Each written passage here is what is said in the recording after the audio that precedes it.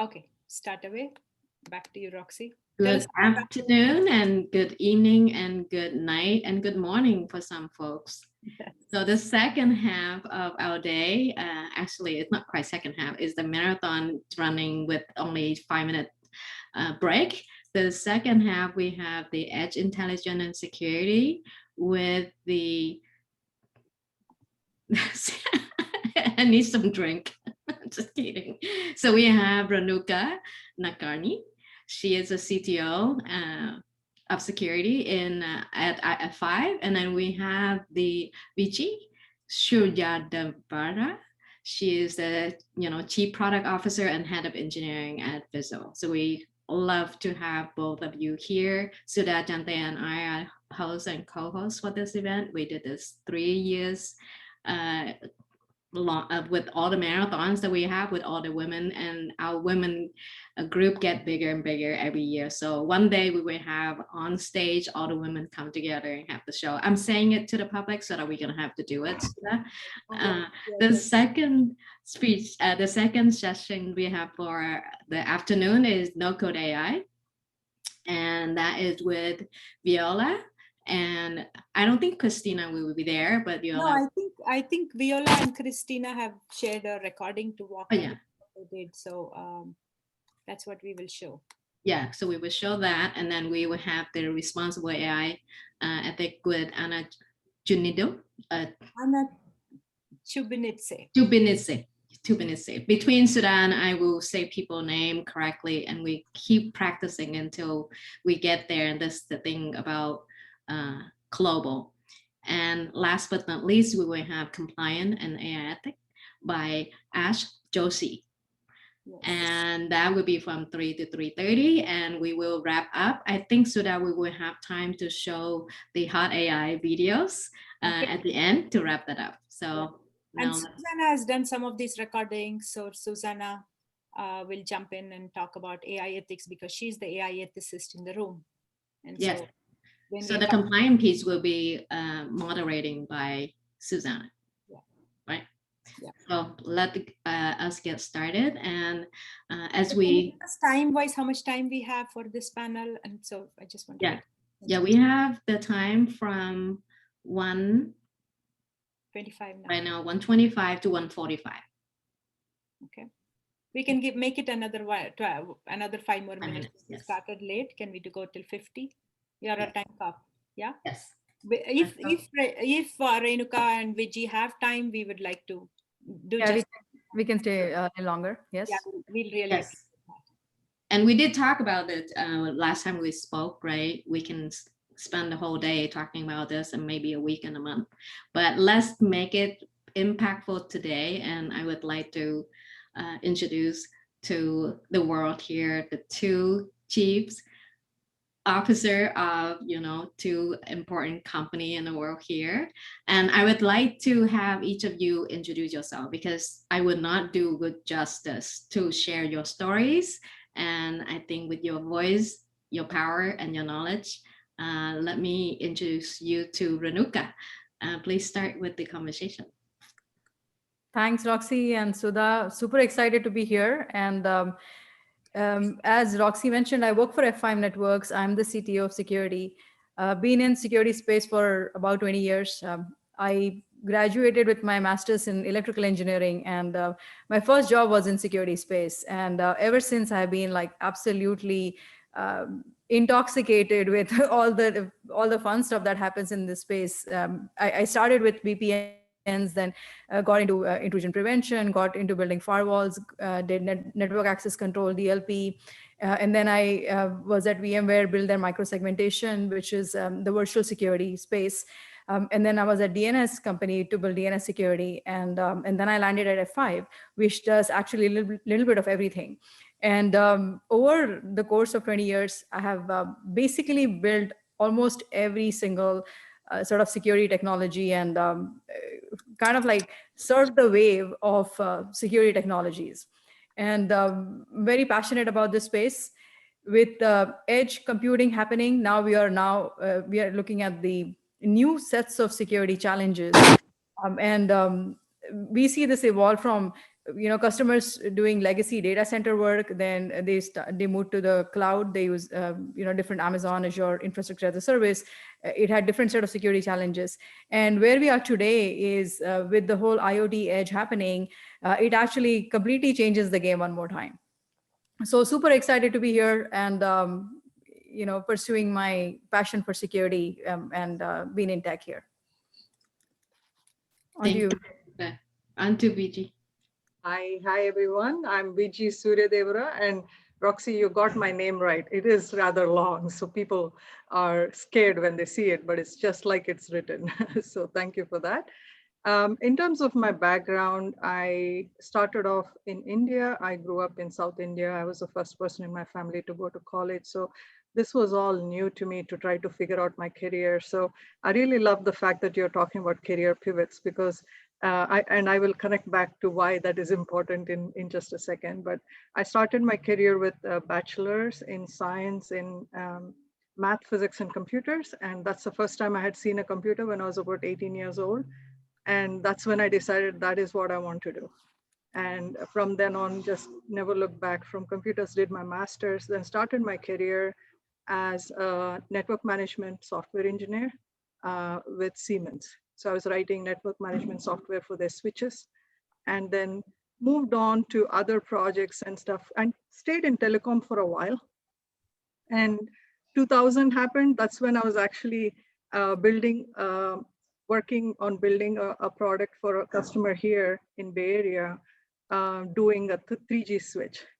And since we're talking about career pivots, I just wanted to bring that up because everything fell apart, right? 2000, everything fell apart. The whole world imploded around us. And a lot of startups and others were shutting down, and you had to kind of figure out what is next. And that's when I kind of moved up the stack, so to say, in the telecom industry, and started working more on the application side of things. I went on to start a company of my own in 2004. It was called BPA Technologies. We were working on content management for enterprises, large customers like Chevron, Cisco, Wells Fargo, Juniper, anybody you can think of, Tesla, all of these were our customers. And then we got acquired in 2012 after having raised some funding. I had to stay for about a year and a half to transition. Then I came out, I told everybody I'm going to retire. That didn't last very long. And I started a second company, and this is where I want to come back to the career part. The second company was called CareerWays. And the whole idea was that we would use AI-driven advising for individuals to figure out what skills they have to learn to make the career changes that they want to do. So I love the fact that you guys are tackling that in addition to the IoT and technical aspect of things. And after that company, I joined Fizzle about a year and a half ago, and I'm the Chief Product Officer and Head of Engineering.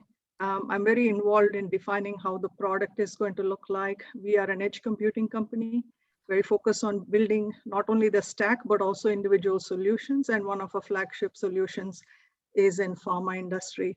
And I'm very involved on the technical side of things and the product side of things. So thanks for having me. Thank you for joining us. And Sudha and I will ask questions along the way, as well as our audience. So I think, Renuka, you have a PowerPoint you would like to share. We can get started with that to share some of the technical points for the topic we want to talk about today.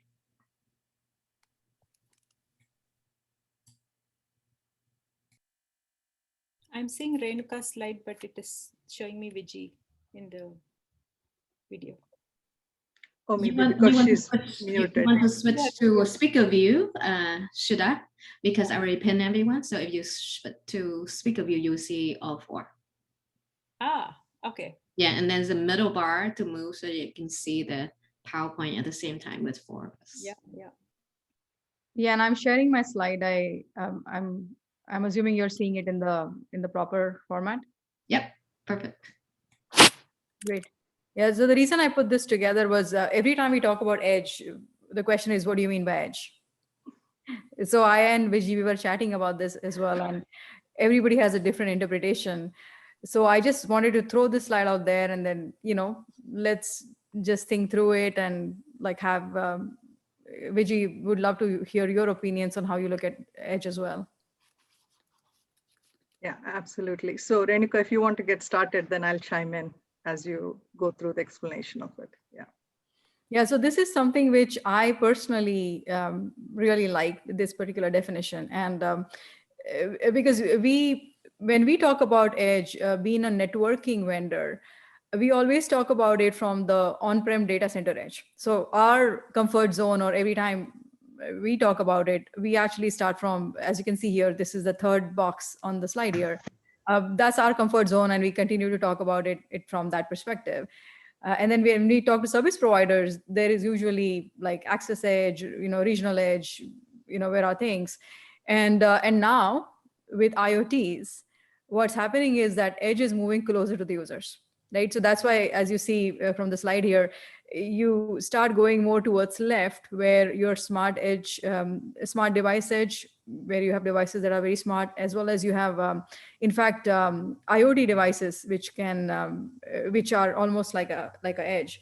And then if you look at like even mobile devices and some of the apps, and with some compute technologies, which is distributed, you can now consider those as the user or device edges. And with WASM, there's technologies where you can do WebAssembly processing, where you can in fact have everything that you would have otherwise done on the server, you could actually do it at the browser itself. So in general, like the way I like to think about this is, it's really edge out, which is edge is like going out closer to the user. And when customers think about the cloud stuff, it's like instead of going cloud in, now where people are thinking is they actually think of edge out. So Yeah. that's how we think about it. Would love to hear your thoughts, Vijay. Yeah, so Renuka, that's a wonderful starting point. We actually come from the purple or the blue, the leftmost aspect of things, right? We are coming from the device side of things. So what Fizzle does, and if I could just take a step back and just give a general overview, right, for any of our audience who are interested.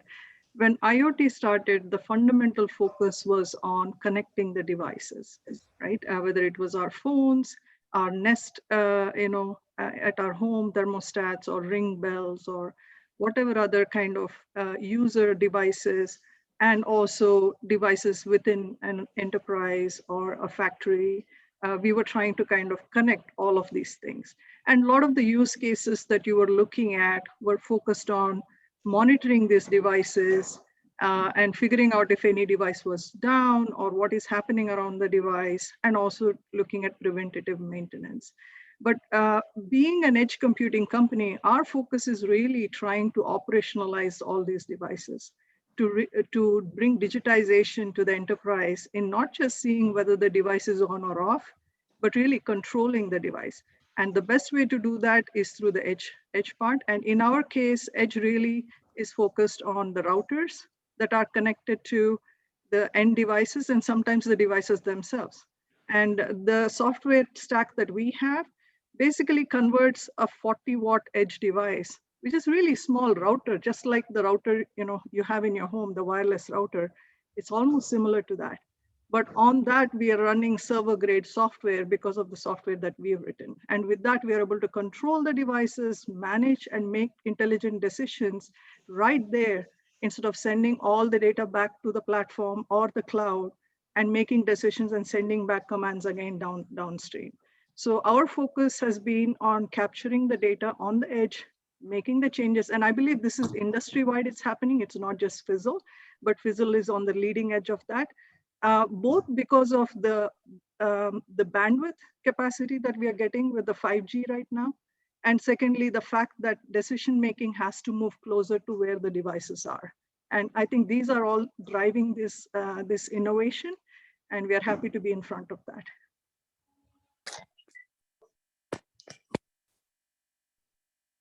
So Vijay, what kind of data do you collect that you analyze?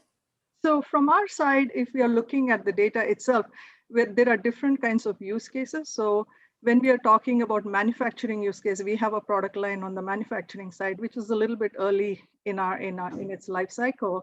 But we collect all the sensor data from, for example, CNC machines in factories. And each of those machines can have almost 200 sensors or more, right? So we are using protocols to go in and collect data and getting all the information about what is the current status and figuring out what is happening and the correlation of the data. And we have a decision engine that sits on the edge and can make, for example, these CNC machines are millions of dollars, right? And if something is heating up or some, a rotating arm is going too fast and it breaks, the whole machine is broken and it stops the production line completely. And so the goal is to not only identify that something is happening, but also send a notification or a command back to the device or the machine saying that stop, right? Stop until the operator comes. So what we do is we send commands to the machine, and all this is configurable through our decision engine that we have. And in addition to that, we also send it upstream and say that, hello, operator, there's something wrong with this. You need to go look at this. We open service tickets. And similarly, we are now plugging in the analytics aspect of it. So we can even identify these patterns before they're actually happening. And yeah, you bring a great point here, which is something that people tend to miss, which is edge computing or IoT computing. It's about large-scale data processing close to the source, right? Exactly. Which is one of the classic problems we had in the past, where how do you transmit the data with while retaining the information with high fidelity, high entropy to a place where it can be processed. So I think what you're saying is you're able to process extremely high amount of data for deriving very meaningful sort of analysis or conclusions based on that, and take action, both the downstream, which is talk to the IoT device, and then upstream, tell the operator what's going on and say, hey, wait a minute, you need to take a look at it, right? Exactly. And I think that's something we were discussing also, Renuka. I think that's a good point, that a lot of people think of edge as an innovation in terms of, we can remove all the data that doesn't need to go. I give a simple example for people who are new to IoT, saying that early on when we had these cameras, like you're monitoring security in your home, it would transmit everything upstream, right? And somebody would look at it, or somebody would is looking, or you yourself can look at it and say, oh yeah, this person is coming in front of my home, there is a security gap, I will make a call. But nowadays, if you look at even the devices on the market nowadays, they don't just make a call if a cat is walking in front of your motion sensor. They are intelligent enough to understand that this is not a threat, right? It's only certain things. So those kinds of intelligence is really moving towards the edge right now. That's a simple example most people can relate to. But the same thing is happening in a massive scale over various kinds of use cases that are there. For example, in the pharma side that we are working on, it's extremely important. Data integrity is even more important than anything else. So data integrity and data context is a huge factor. And like you said, the entropy aspect that you brought up is really on the mark, because we have to make sure we understand the data in the context of what produced it, in the context of the process, in the context of the environment, and kind of add all of that together and make that kind of decision, rather than sending all this data upstream and then trying to put together again what happened, how did this device make this kind of sensor data, how did it produce? So I think it's really interesting and exciting, because you are really taking the decision making all the way to the edge. Yeah, that's really exciting. Right, and I think that's in line with some of the learnings in this edge journey that we also hear from our customers and analysts and the industry people, where originally the primary use case for edge was latency, right? So the thinking was like, we want to use edge computing to reduce latency and to have a better user experience with less latency. And what has happened is, over the period of time, it's become abundantly clear that latency is a use case, but it's almost like a secondary use case now. Yeah. Because there are so many other benefits, like high fidelity data processing with context, and that actually brings me to the security portion of this conversation, which is when we look at security, it's really about having information about what is be insecure, right? In this new world and in this new context. And I have a slide where I had, which I love to use, because if you think about anybody accessing applications, any user, if you want to buy an airplane ticket, for example, you as a user use your browser, there is IoT devices, or the whole sequence, as you can see from the slide, it goes from wherever you are, it goes to the, to the immediate networking gear, goes to the internet, goes to where the applications are. And the applications could be anywhere. They could be a SaaS application. It could be infrastructure, which is in Amazon, Azure. It could be your own data center. And in the traditional legacy way of thinking, there are lots of different security controls that people had and lots of different ways that they would enforce it. But now with Edge, this whole security paradigm is also shifting significantly for a variety of reasons. Because the problem statement of security is very different. Each of your IoT device can essentially be a bot. In fact, Vijay, when you were explaining CNC machines, I was thinking in my mind CNC as command and control, which is a bad thing in our world. So command and control is something that the hackers have, and they use to orchestrate attacks. So CNC in our world means it means a bad thing, which is owned by the hacker. But technically, each IoT device can be programmed to be a bot, and everybody finds it funny that refrigerator is creating DDoS attacks, and these kind of news, they are amusing. But believe it or not, they are a big nuisance. Yeah, and yeah, absolutely. Yeah, please finish it. And just like from that perspective, the kinds of problems that happen in the security world because of Edge is actually very different. So I just wanted to throw that out there. And I mean, of course, there is more in terms of how the intelligence and context works here.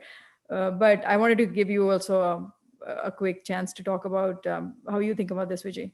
Yeah, I'm sure you have a lot more on the security front than I can add, but I think what is interesting and challenging when it comes to IoT is, by nature, IoT systems are trying to discover, identify, connect devices to the network, not necessarily immediately start using them, but that is one of the fundamental things that we are all trying to do, which also makes it challenging and dangerous because anybody can plug in any device into a router or connect it to a router, and now suddenly it could access the network. So these are two competing goals that we are trying to maintain. On the one hand, we don't want the user to have to, or the customer to have to go through a huge process to bring on a few new devices, right? We want to automate. So our system, for example, and a lot of systems do this, but ours does really extremely well, is we are able to go out and find any device that's connected to our software within our routers. The routers, actually the partners routers that we work with Cisco, we work with HP. But then once we get it and we know what it is and we identify it, but we don't let it connect to the network until the user onboards it. So we have like a two-step process. There's a discovery process, then there's an onboarding process. And then of course, the whole aspect of like encrypting communication between all of these edge, especially with the 5G, and it's all wireless, and anybody within the campus or in that factory or the plant. In fact, we have some use cases which are smart city, smart roadways, right? Where we have the router sitting next to a road and capturing data. And again, that edge decision making becomes huge importance there, because you want to change the signal if there's an accident. So the cars behind you are stopping instead of coming and crashing into something that's happening, right? So it's really, on the one hand, it's exciting, but on the other hand, you don't want somebody to hack into that and cause accidents too, right? So there's always this challenge of providing ease of use, accessibility, automatic discovery of devices and connectivity versus the security.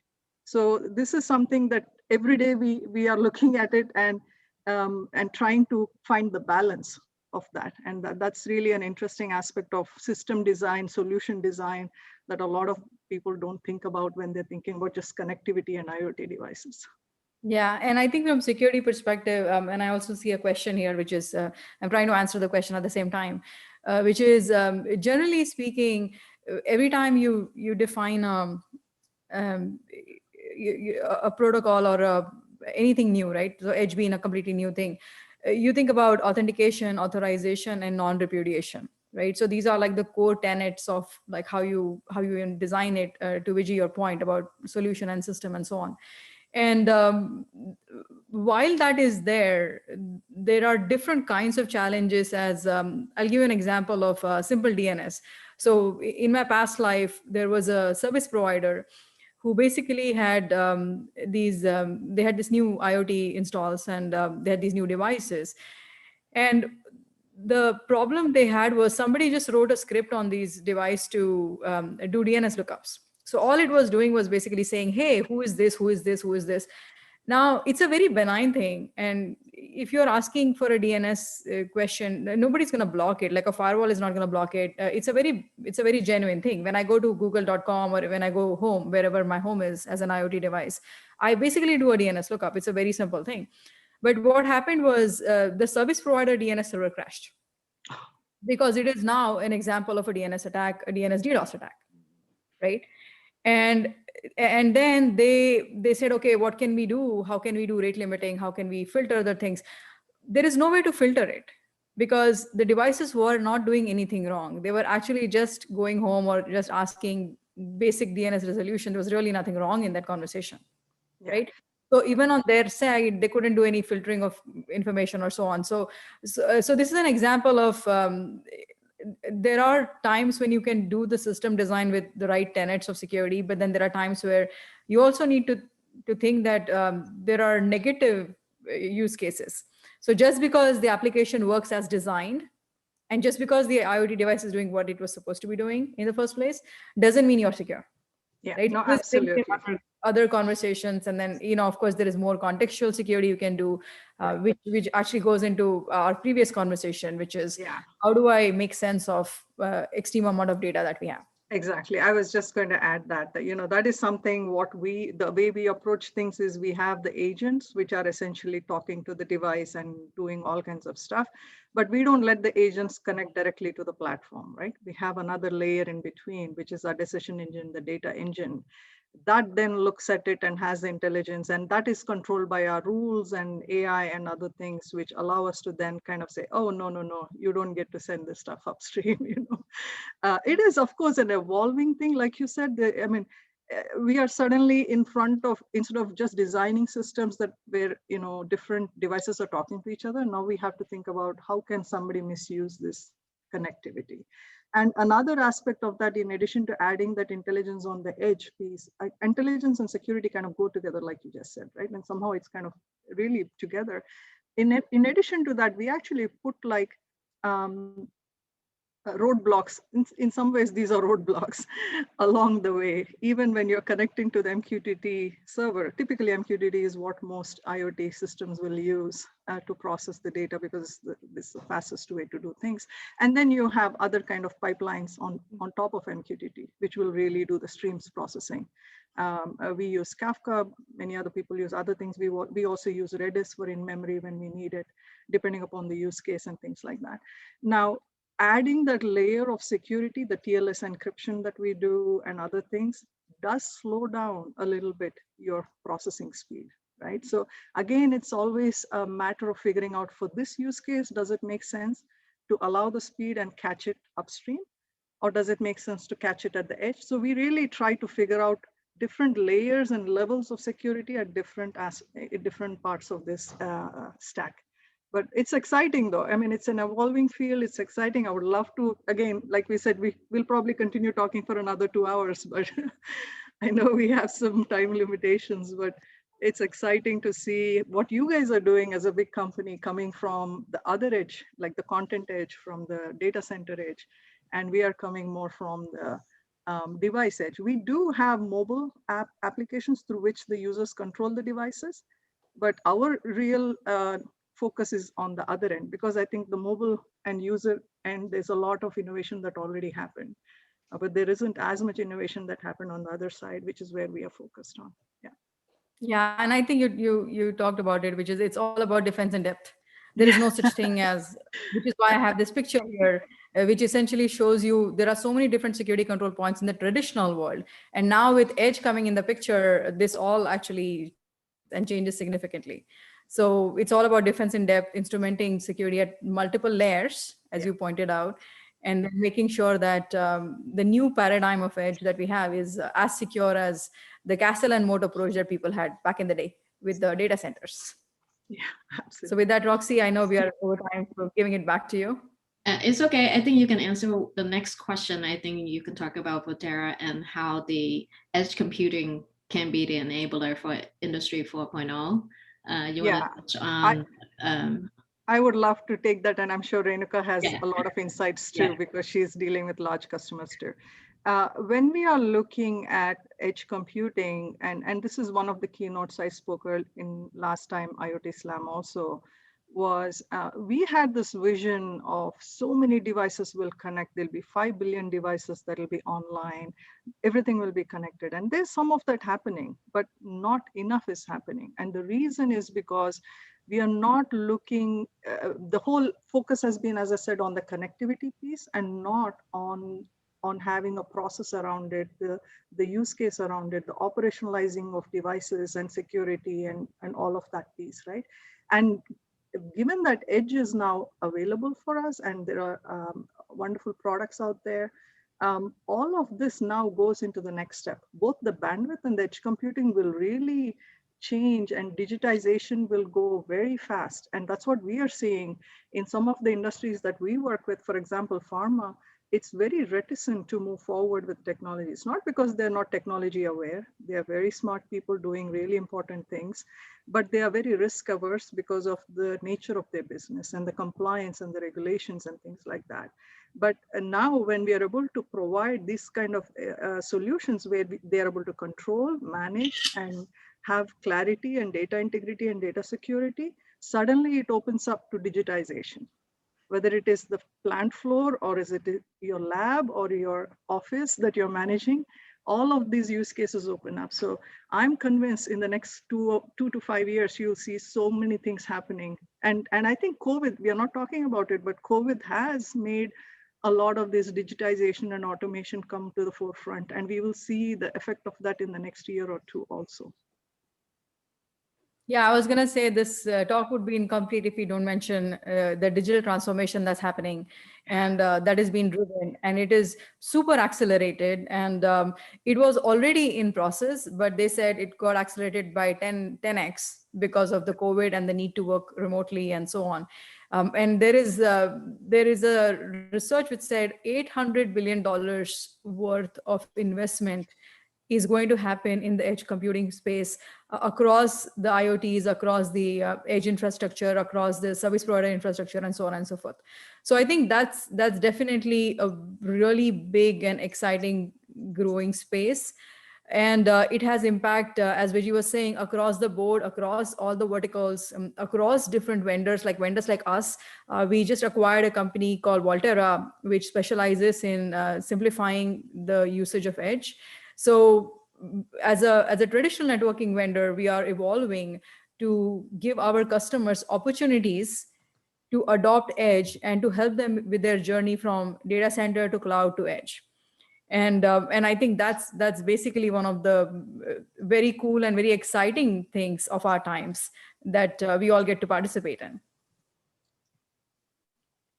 So thank you so much for your time, and I'm sure we're going to have some more conversations with Sudha at her Wednesday weekly call. It's called Weekly Wednesday. It's Weekly Wednesday. Weekly Wednesday, yes. And then go ahead. Wednesday on Business School of AI. It's our conversation we have with invited guests. And I believe Renuka has graciously found time to come back, talk to us. And that's going to be a little bit of this crowd hopefully overlaps, but it's the Business School of AI. And we are partnering with Manon's IoT SenseMakers meetup from Netherlands. And so it's going to be a fun discussion. I think it's on April 21st. So if you go to Weekly Wednesday on Business School of AI. Yes, on April 21st. Yes, you're still here. I thought you were sleeping because it's so late. No, I was just running outside to walk the dog. And Apologies because I found out now that I didn't mute my microphone and I have been walking to find my charger. Okay. But it We was can really interesting. That's okay. That's okay. Yeah, So that's I was okay. I just- think we can have Manon on, maybe live if you are available. And I would like just to have Renuka and Vijay to share your last thought for today for your session. What is your takeaway or your insight, each of you, so that our the audience can take away for the day? Yeah, that's complicated in terms of, because you have so many different things that we can touch on, but I'll try to say three things, right? One is towards people who are looking at IoT. I think there's a lot that's going to happen. It's an exciting time to enter this field and be part of that revolution that we're talking about, that whole industrialization, the change is going to come. It's a matter of figuring out how do we do it in a responsible way. Right, both for the customers and the people involved, because there is going to be some displacement. So we need to figure out how this all will work together. The second part of it, as a woman, as somebody who's had to kind of make my own way, I think I would like to certainly, if there are any young people listening to this, tell them, don't let anybody put you in a box, right? Figure out what you want to do and just go for it. Don't let people tell you what you can do, you cannot do, or what you should do and you cannot do. And that's the second part. Third part, as an entrepreneur and career changing thing, don't worry about taking risks, right? Life is full of risks. And if we don't take risks, we won't make big changes. So those are the three messages that I have. That's fantastic. Thank It you so actually much. resonates with what Christine was saying about, don't listen to another person if they say it cannot be done. And Vijay, your story is inspiring. I mean, you could just do a whole career pivot session. And then I just saw the whole, the back and forth between Renuka and Vijay and, your language that you speak. So one of the things I tell my students when they want to career pivot to a different industry, like you said, okay, the market crashed, so I moved up the stack. It's a very easy statement. You completely went into a different area. They would say, no, you did not work on that layer of the stack. You don't know anything about it. We hire people from our competition who do the same thing. Is kind of the language you would find. So I think there is more to that story of how when the industry shifted and you shifted with it. I would like to hear that one day. Absolutely. Love to be part of any of your things. I mean, it's exciting to see so many technical women and technical enthusiasts, here. I'm always excited, right? So thank you for inviting me and having me here. Thank you, Vijay. Yeah, and thanks. Same. I completely resonate with Vijay's thoughts here. For me, it's the first time in this session, so great to meet all of you, and super inspiring and exciting to get to know all of you. Thank you, Renuka. Renuka, do you have any takeaway for the team at the group here? I know you need that little time to close. Yeah, it's just like I said, Vijay really summarized it well. It's sometimes it's just good to be with people who you can be with, who are similar to you. And being women in tech, it's not easy to find other women in tech.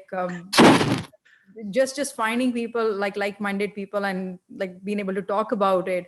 I think it was a great fun experience for me. So thank you for this experience. Thank you so much for joining us. And so that is the end of our Edge Intelligence and Security. Thank you. We can stop the recording now and then start with the next one. Okay, I'll do that.